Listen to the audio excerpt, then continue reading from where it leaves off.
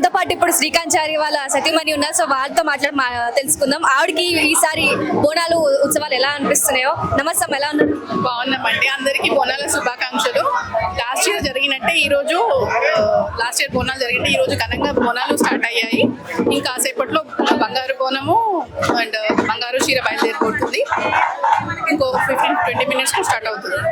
పొడి బియ్యాలు, కళ్ళు శాఖ ఇవన్నీ కంప్లీట్ అయిపోయింది. విఐపీస్ వస్తున్నారు, వాళ్ళ దర్శనం అయిన తర్వాత స్టార్ట్ అవుతుంది. మరి గత సంవత్సరం కూడా బంగారు బోనం పెట్టారు, ఈ సంవత్సరం కూడా పెట్టి ఈరోజు మళ్ళీ ఈసారి ప్రత్యేకంగా మళ్ళీ చీర పెట్టడం జరుగుతుంది. సో ముఖ్యమైన కారణాలు ఏంటి? చీర అంటే లాస్ట్ ఇయర్ మా ఆయన చేయించారు. చీర ఒక కోరిక కోసం ముఖం జరిగింది, అది నెరవేరింది. అందుకే మా మరిది గారు సురేష్ చారి గారు చేయించడం జరిగింది. మరి పోయిన సంవత్సరం కన్నా ఈసారి సంవత్సరం ఇంకా ఉత్సవాలు సంబరాలు బాగా ఘనంగా ఉన్నాయంటారా?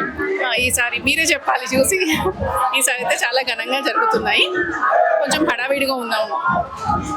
మరి ఈసారి గోల్కొండ బోనాలకి ఎవరైతే వస్తుంటారో చూడడానికి పాల్గొనే వారికి ఏమి సలహా ఇస్తారు? అందరూ భక్తులు వచ్చి దర్శనం చేసుకుని అమ్మవారి ఆశీస్సులు తీసుకోవాలని కోరుకుంటున్నాం. అందరికీ బోనాల శుభాకాంక్షలు.